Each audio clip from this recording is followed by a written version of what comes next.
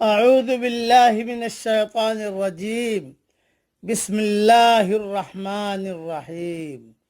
سورہ صاد کی 3 آیتیں پڑھ رہا ہوں۔ آیت نمبر 86، آیت نمبر 87، آیت نمبر 88۔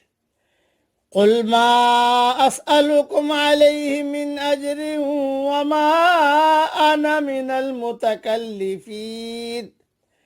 کہہ دیجئے کہ میں اس پر تم سے کوئی اجر نہیں مانگتا اور نہ میں تکلف کرنے والوں میں سے ہوں۔ ان ہوا الا ذکر للعالمین، یہ تو بس ایک نصیحت ہے دنیا والوں کے لیے۔ وَلَتَعْلَمُنَّ نَبَأَهُ بَعْدَ حِينٍ، اور تم جلد اس کی دی ہوئی خبر کو جان لو گے۔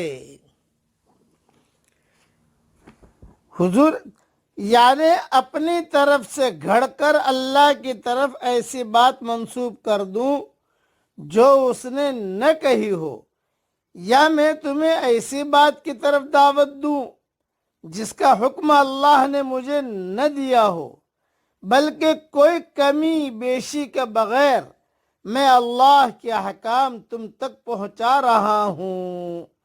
حضرت عبداللہ بن مسعود رضی اللہ تعالیٰ عنہ فرماتے تھے، جس کو کسی بات کا علم نہ ہو اس کی بابت اسے کہہ دینا چاہیے اللہ اعلم، اللہ زیادہ جانتا ہے۔ یہ کہنا بھی علم ہی ہے، یہ جملہ کہنا بھی علم ہی ہے، اس لیے کہ اللہ نے اپنے پیغمبر کو کہا فرما دیجئے وما انا من المتکلفین، کہ میں تکلف کرنے والوں میں نہیں ہوں۔ ابن کثیر میں عبداللہ بن مسعود رضی اللہ تعالیٰ عنہ کا یہ مقولہ نقل کیا گیا ہے۔ علاوہ ازیں اس سے عام معاملات زندگی میں بھی تکلف اور تصنع سے اجتناب کا حکم معلوم ہوتا ہے۔ حضور اکرم صلی اللہ علیہ وسلم نے فرمایا ہمیں تکلف سے منع کیا گیا ہے۔ صحیح بخاری شریف میں یہ حدیث ہے، 7293 نمبر حدیث نمبر۔ اسی طریقے سے صحابہ کہتے تھے نہانا رسول اللہ صلی اللہ علیہ وسلم ان نتکلف للضیف، کہ حضور صلی اللہ علیہ وسلم نے ہمیں مہمان کے لیے تکلف کرنے سے منع فرمایا ہے۔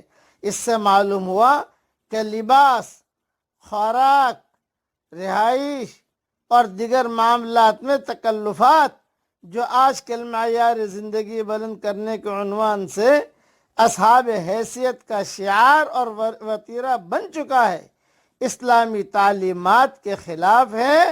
اسلام میں سادگی اور بے تکلفی اختیار کرنے کی تلقین اور ترغیب ہے، یہ ذہن میں رکھنا۔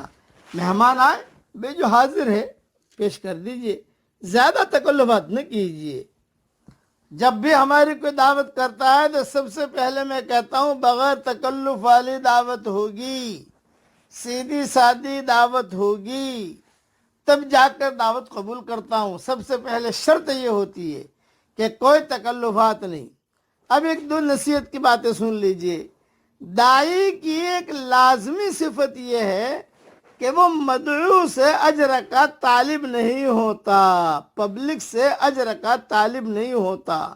وہ اپنے اور مدعو کے درمیان کوئی مادی جھگڑا نہیں کھڑا کرتا۔ قرآن کی دعوت آخرت کی دعوت ہے، اس لیے جو شخص ایسا کرے کہ وہ ایک طرف قرآن کی دعوت آخرت کا علم بردار ہو اور اسی کے ساتھ مدعو قوم سے مادی مطالبات کی مہم بھی چلائے، وہ مدعو کی نظر میں ایک غیر سنجیدہ آدمی ہے، اور جو آدمی خود اپنی غیر سنجیدگی ثابت کر دے اس کی بات پر کون دھیان دے گا۔ اسی طرح داعی کی ایک صفت یہ بھی ہے کہ وہ دعوت کو نصیحت کے روپ میں پیش کرے، اس کا کلام خیر خواہانہ کلام ہو، نہ کہ مناظرانہ کلام۔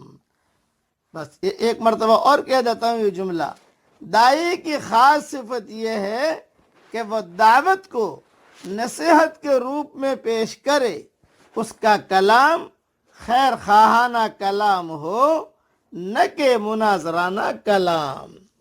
اب پڑھ لیجئے میرے ساتھ، رب زدنی علما، رب زدنی علما، رب زدنی علما۔ حضور صلی اللہ علیہ وسلم کو یہ جملہ پڑھوایا گیا ہے قرآن شریف میں، اس میں بہت بڑا معرفت کا گہرا سمندر ہے، بس آدمی اسے پڑھتا رہے، گنگناتا رہے تو اللہ تعالیٰ کی طرف سے الہام بھی ہوگا اور اللہ تعالیٰ کی طرف سے معرفت بھی ملے گی۔ میں دعا کرتا ہوں کہ اللہ ہماری دل کی محرابوں میں تیری معرفت کا نور کوٹ کوٹ کے بھر دے، آمین۔ وآخر دعوانا ان الحمدللہ رب العالمین۔